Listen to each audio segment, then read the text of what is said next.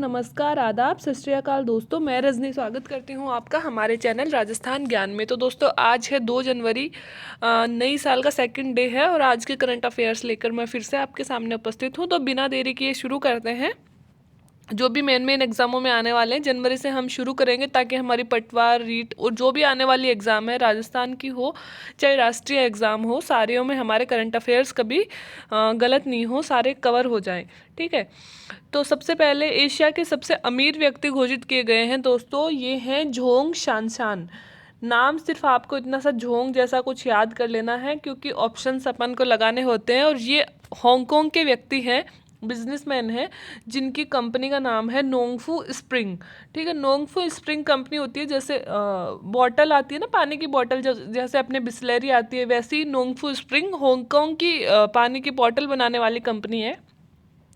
हमारे लिए इम्पोर्टेंट क्यों हो जाते हैं दोस्तों? क्योंकि पहले मुकेश अंबानी सबसे अमीर आदमी थे, लेकिन कुछ दिनों से मुकेश अंबानी के शेयर लगातार गिरते जा रहे हैं, इसलिए अब एशिया के सबसे अमीर आदमी बन गए हैं झोंग शानशान। तो अगर करंट में जनवरी फरवरी में कोई एग्ज़ाम होती है तो उसके लिए ये क्वेश्चन इम्पोर्टेंट हो जाता है। ठीक है। अब दोस्तों एक एंथियम 106L सॉरी वन एंथियम 106 प्लॉक, ठीक है, प्लॉक लिखा हुआ है ये एक पद्धति है जो बार्क है अपने भाभा एटॉमिक रिसर्च सेंटर, उन्होंने मुंबई में जो नेत्र कैंसर होता है, जो आँख में ऐसे कोई तिल जैसा या फिर रेड रेड सा जो अपन को दिखने लगता है, उसको नेत्र कैंसर बोलते हैं, उसके इलाज के लिए पहली बार स्वदेशी नेत्र कैंसर चिकित्सा पद्धति विकसित की है। और नेत्र में यह है ऑक्यूलस कैंसर का इलाज करता है। तो नेत्र के कैंसर को बोलते क्या है? Oculus cancer. और चिकित्सा पद्धति का नाम क्या है? एंथियम 106 प्लॉक। ठीक है। तो अगर साइंस टैग का या साइंस का कोई क्वेश्चन अपने आता है थोड़ा सा, तो उसमें ये अपने आ सकता है, क्योंकि ये अपनी स्वदेशी तकनीक है, भारत में बनाई गई है। और किसने बनाई है? बार्क ने बनाई है। ठीक है। तो प्लॉक प्लॉक करके याद रख लीजिएगा। प्लॉक अपनी आँख का जो कैंसर होता है ऑक्यूलस, उसके लिए उपयोग की जा रही है। एक दोस्तों आज के पेपर में लाइट हाउस प्रोजेक्ट आया है, तो प्रधानमंत्री जी ने उद्घाटन किया, तो इसलिए इम्पोर्टेंट हो जाता है। प्रधानमंत्री नरेंद्र मोदी जी ने 1 जनवरी 2021 को 6 राज्यों में 6 स्थानों पर global housing technology India challenge, एक नया चैलेंज लेके आ रहे हैं। Global housing technology India challenge के तहत LHF मतलब लाइट हाउस प्रोजेक्ट की आधारशिला रखी है।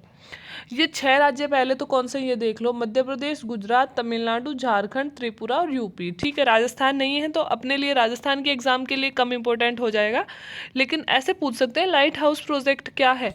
तो दोस्तों एक जैसे ये है ना, ये एक ये चैलेंज लाया गया है, इसके तहत है ना, ऐसे मतलब अपनी सरकार कुछ इनोवेशन लाने के लिए ऐसे चैलेंज लाती रहती है। इसके तहत मतलब इंजीनियर्स जो होते हैं वो ऐसे घर बना के दिखाएंगे जो जो अपने पहले के घर होते हैं ना, उनके मुकाबले अधिक सस्टेनेबल होंगे, हाई क्वालिटी वाले होंगे, और अधिक वहनीय मतलब ड्यूरेबल ज़्यादा होंगे, मतलब क्षमता भी उनकी ज़्यादा हो, सस्ते भी हो, लाइट भी हो, हल्के भी हो। ठीक है। ये इसलिए कि अपने यहाँ पे ना भूकंप वगैरह ज़्यादा आने लग गए, तो अगर हल्के घर होंगे उनको कुछ इस तरह से बनाएंगे तो वो ज़्यादा सुरक्षित होंगे। ठीक है। तो इसे ही लाइट हाउस बोला गया है। तो ये लाइट हाउस प्रोजेक्ट लाया गया है, मतलब एक चैलेंज लाया गया है। इसमें जो भी लोग जीतेंगे उनको पुरस्कृत किया जाएगा, और इनको क्या कहा गया है? लाइट हाउस प्रोजेक्ट बनाने के लिए इनको कहा गया है। योजना किसके तहत लाई गई है? यह योजना PM आवास योजना, PM आवास योजना है ना, प्रधानमंत्री आवास योजना जो थी उसके तहत लाई गई है। और इस आवास योजना के तहत 2022 तक लक्ष्य रखा गया था हमारे देश में, हाउसिंग फॉर ऑल मतलब सबके लिए घर। ठीक है। तो 2022 तक का सरकार का लक्ष्य है कि जो भी बेघर है उनको घर उपलब्ध हो। इसी योजना के तहत ये योजना लाई गई है, लाइट हाउस प्रोजेक्ट। ठीक है। एक आकाश एयर मिसाइल 4-5 दिन से सुर्खियों में चल रही है दोस्तों। सबसे पहले तो ये स्वदेशी मिसाइल है, 90% तक यह अपने स्वदेशी है। ठीक है। भारत में बनाई गई है। इसके निर्यात को मंजूरी मिल गई है। 2-3 दिन के न्यूज़पेपर के पहले, 2-3 दिन पहले के न्यूज़पेपर में आई थी कि जो दक्षिणी पूर्वी एशिया के देश हैं प्लस जो अफ्रीकी देश हैं, उन्होंने अपनी जो एयर डिफेंस मतलब एयर मिसाइल है जो आकाश, उसको उसकी मांग करी है, मतलब खरीदने के लिए अपन को बोला है। तो अब हमारे कैबिनेट ने उनको मंजूरी दे दी है। अब हम मतलब इन देशों को इस मिसाइल का निर्यात करेंगे। मिसाइल की कुछ विशेषता देख लेते हैं। सरफेस टू एयर मिसाइल मतलब सतह से हवा में मार करने वाली मिसाइल है और रेंज है इसकी 25 किलोमीटर। और 2014 से यह हमारी वायुसेना में ऑलरेडी मतलब वायुसेना इसको उपयोग में ले रही है। और 2015 से हमारी जो नौसेना भारतीय सेना जो है मतलब थल सेना, नौसेना नहीं थल सेना इसको उपयोग कर रही है। ठीक है। और अब भारत क्या करेगा, अन्य राज्यों को भी इसका निर्यात करेगा। भारत में अब तक कितनी कोरोना वैक्सीन पर काम चल रहा है दोस्तों? लगातार वैक्सीन सुर्खियों में चल रही हैं। तो आने वाले 2021 और 22 के एग्जाम्स में वैक्सीन पे क्वेश्चन बनेगा, क्योंकि 21 में भी वैक्सीन सुर्खियों में रहने वाली है। तो अपन को याद करना है कि भारत में 6 वैक्सीन पर काम चल रहा है। अब 6 में से कौन कौन सी इंडिया की और कौन कौन सी विदेशी हैं? देखो, सबसे ज़्यादा और सबसे पहले आने वाली वैक्सीन बनेगी अपनी कोविशील्ड। ठीक है, 10 करोड़ डोज इसके बनाए जाएंगे और कंपनी का नाम है ऑक्सफोर्ड एस्ट्रोजेनिका। मैं यहाँ पे लिख देती हूँ, साफ नहीं दिख रहा है, वो एस्ट्रोजेनिका। ये ब्रिटेन की कंपनी है ऑक्सफोर्ड एस्ट्रोजेनिका। इस कंपनी द्वारा ये कोविशील्ड नाम की वैक्सीन बनाई गई है। लेकिन है ना, बनाई तो उन्होंने है, रिसर्च तो उन्होंने किया, लेकिन इसके बहुत सारे डोज भारत में भी बन रहे हैं, इसलिए भारत में भी सबसे पहले यही वाली वैक्सीन लगाई जाएगी। ठीक है। इसके आज के पेपर में आया है कि इसको आपातकाल में उपयोग करने की मंजूरी भी मिल गई है। मतलब आने वाले अगले वीक में इस वैक्सीन का उपयोग भारत में होना शुरू हो जाएगा। तो सबसे पहले जो वैक्सीन अपने यहाँ पे लग रही है वो कौन सी है? कोविशील्ड। कहाँ की है? ब्रिटेन की है। कंपनी का नाम क्या है? ऑक्सफोर्ड एस्ट्रोजेनिका, जिसने इसे बनाया है। ठीक है। और ये भी याद रख लेना, मैंने यहाँ पे लिखा नहीं है, भारत का सीरम इंस्टीट्यूट ऑफ इंडिया है जो इस सीरम इंस्टीट्यूट ऑफ इंडिया नामक संस्थान है जो इसका निर्माण कर रहा है, वो भी बहुत ज़्यादा सुर्खियों में चल रहा है। ठीक है, क्या नाम है? Serum institute of India. ठीक है, वो इसका निर्माण भारत में कर रहा है। ठीक है। दूसरी है कोवैक्सीन। कोवैक्सीन इंडियन है दोस्तों, ये पूरी तरह स्वदेशी वैक्सीन है और भारत बायोटेक नामक कंपनी और एक और कुछ कंपनी है जो मतलब भारतीय संस्था है जो मिलकर बना रही है, लेकिन मेन जो भारत बायोटेक ही रहती है और ये अपनी स्वदेशी वैक्सीन है। ठीक है। तो दूसरे नंबर पे जो वैक्सीन आएगी वो ये आएगी। ठीक है। एक है स्पुतनिक वी। आप सबको पता है कि दुनिया में सबसे पहले कोरोना वैक्सीन बनाने का काम किसने किया? रसिया ने किया। और इस वैक्सीन का नाम क्या है? स्पुतनिक। रसिया का जो पहला उपग्रह छोड़ा गया था विश्व में पहली बार, उसका नाम भी स्पुतनिक था और उसी के नाम पर रसिया ने इसका नाम भी रखा है स्पुतनिक। स्पुतनिक वी इस वैक्सीन का नाम है और ये रूस की वैक्सीन है और भारत में जो डॉक्टर रेड्डीज लेबोरेटरी है इसमें भी इसका उत्पादन कार्य किया जा रहा है। तो थोड़े दिन में इंडिया में ये भी अवेलेबल होना शुरू हो जाएगी। ठीक है। चौथी वैक्सीन है अपनी जाइकोव डी। ये भी अपनी स्वदेशी वैक्सीन है, भारतीय कंपनी है जाइडस कैडिला, ये इसका निर्माण कर रही है, लेकिन इसको आने में अभी थोड़ा सा टाइम लगेगा। इसका सेकंड ट्रायल चल रहा है। ठीक है। ये 4 वैक्सीन तो याद करनी ही करनी है, ये चारों सुर्खियों में है। कोविशील्ड ब्रिटेन की है, ऑक्सफोर्ड एस्ट्रोजेनिका की। कोवैक्सीन भारत की है, भारत बायोटेक की। स्पुतनिक वी रसिया की है और जाइकोव डी इंडिया की है। जाइकोव के नाम से ही जाइडस कैडिला कंपनी की है। बच्चे 2 वैक्सीन, ये वैक्सीन कम सुर्खियों में रहती हैं, एक्चुअली मैंने भी इन दोनों का नाम आज ही पढ़ा है।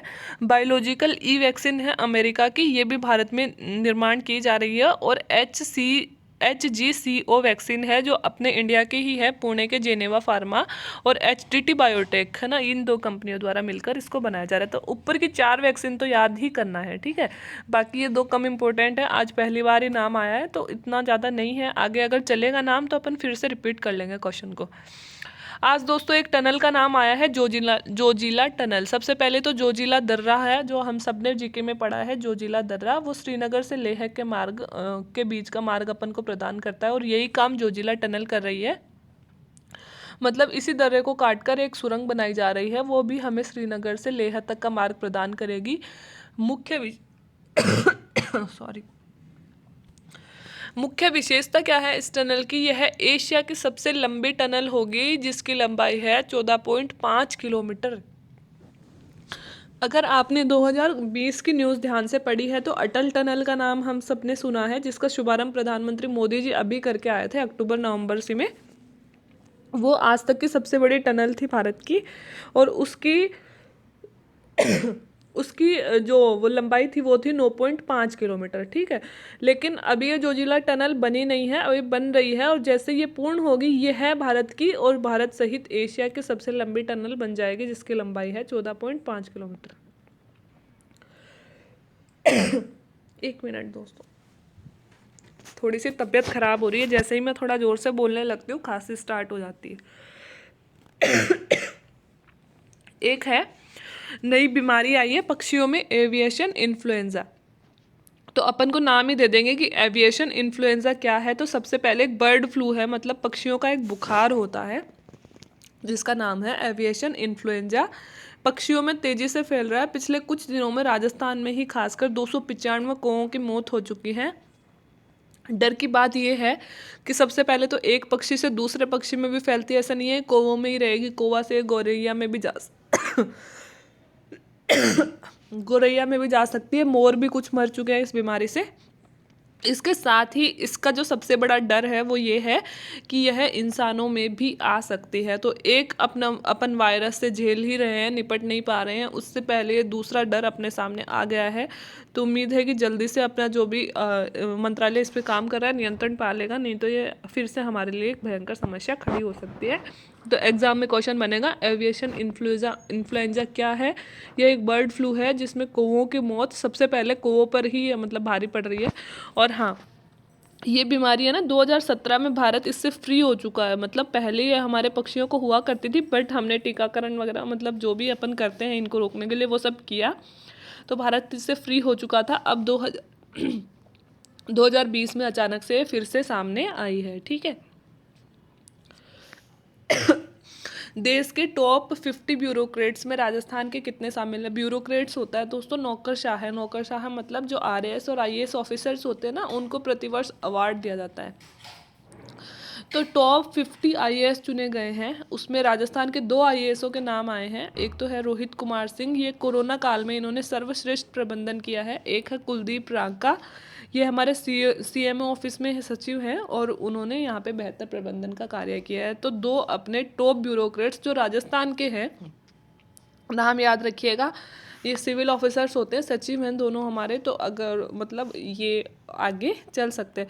जो रोहित कुमार सिंह हैं, ये अपने तो ग्रामीण और विकास मंत्रालय में सचिव है, और ये सीएमओ के सचिव हैं कुलदीप रांका, है ना। ठीक है, दोनों का अवार्ड मिला है।